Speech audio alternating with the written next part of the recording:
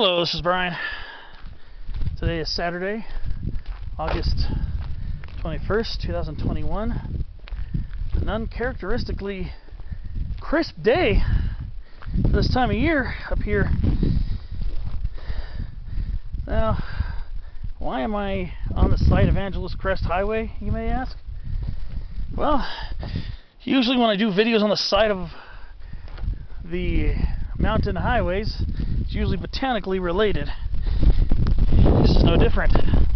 So we are, there's where I'm parked. I've actually done a really short hike from that point there.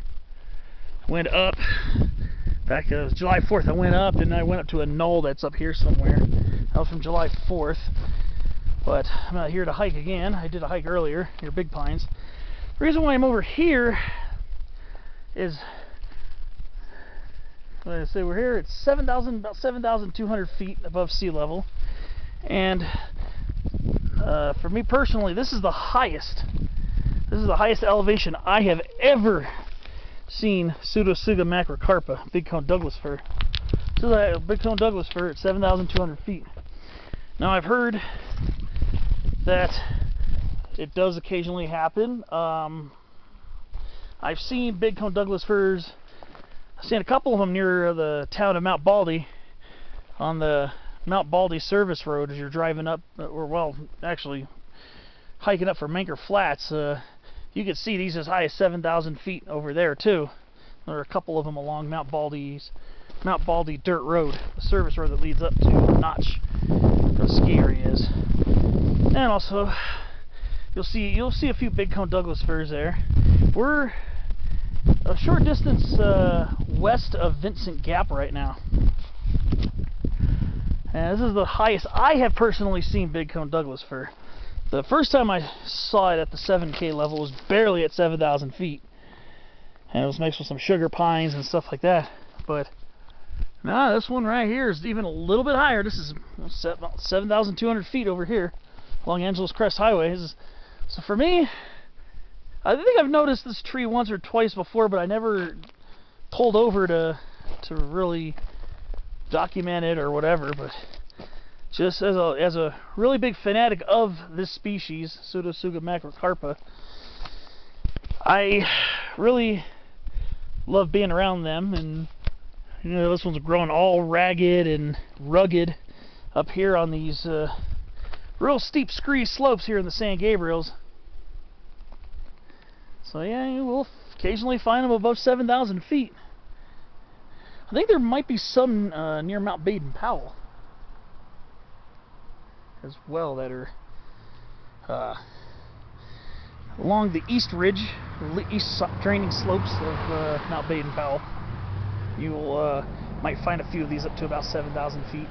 I know Bighorn Mine. There's a very popular hike here, and you fill up you park at Vincent Gap, and then you hike the Bighorn Mine service road. It's supposed to be about a 4-mile hike round trip, 2 out and 2 back. I know right by the stamp mill, Bighorn Mine, there are a couple of Bigcone Douglas-Firs over there. I've never hiked it before, but I've seen the pictures, and I know what a Bigcone Douglas-Fir looks like in pictures. Of course, sometimes they look like, sometimes from a distance they do look like sugar pines. But I know it was a Bigcone Douglas-Fir, I can tell. There are a couple of them right above the stamp mill, and that's about just about 6,900 feet. So imagine there might be a couple. I would imagine there are probably a few upslope of it, and probably a lot more downslope of it. But just wanted to go over here and just show you guys this tree. You've just probably seen me talk with very, very high reverence of this tree, so I figured it was a species. So I figured it was time to finally stop at this one. I know I've seen it once or twice before. You know, you catch a quick glance of it out of your window as you're rounding the curves here on the highway. So I figured I would come over here and finally get a closer look at this beautiful rugged tree growing very close to its altitudinal limit. Now, Bigcone Douglas-Firs, some people list them as growing up to maybe 7,000 feet. Sometimes they're listed as growing as high as 8,000 feet.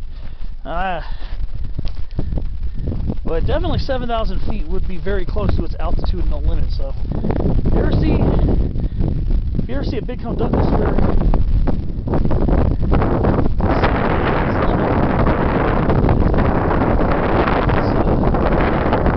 growing area, take time to appreciate it. My channels, I like to find things that grow where you wouldn't expect to find them. So when I find stuff like that, I just feel like, yeah, I gotta point it out for any other. I mean, this elevation, we're predominantly talking about Jeffrey pine, white fir, and of course sugar pine is very, very prevalent over here. And curly-leaf mountain mahogany's all up and down this. But yeah, we're right near the very upper elevational limit of this species. So if you see it at a higher elevation you expect to see it, take time to appreciate it like this. Beautiful tree. It's probably been here for quite a while. I doubt that this tree even gets cones on it, because I don't know if there are any other Pseudotsugas nearby. I know I've never seen any on this side of Angeles Crest Highway near the, the Mount Baden-Powell divide over there, but on that side, yeah, there are a couple, so occasionally they will get established quite high up. So, of course, on another note, here comes a motorcycle.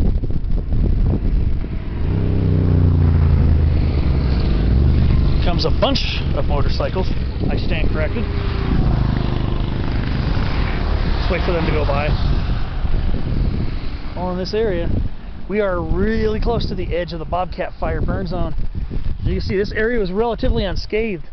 Mount Burnham, Troop Peak, but right across Dawson Saddle, Troop Peak is over that way. Mount Lewis over there was torched. So, still really agitates me to see all that beautiful conifer forest gone. Apparently, I was watching somebody's video on YouTube, and of course I can also say that it seems like most of the buckhorn campground was saved. I was watching this YouTube channel I'm subscribed to. His name's called... Somebody around here? Sorry, this got a little distracted. The name of the channel is called Bong Bong Travels, and I follow a lot of his San Gabriel Mountains hikes and videos. He was walking through the buckhorn campground, and facilities look relatively intact.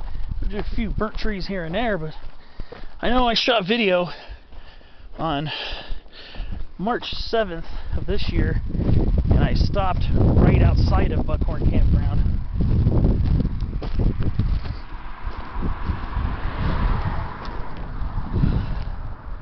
On an overlook, and it looked like, there were quite a few survivors, but that was actually not completely in the campground.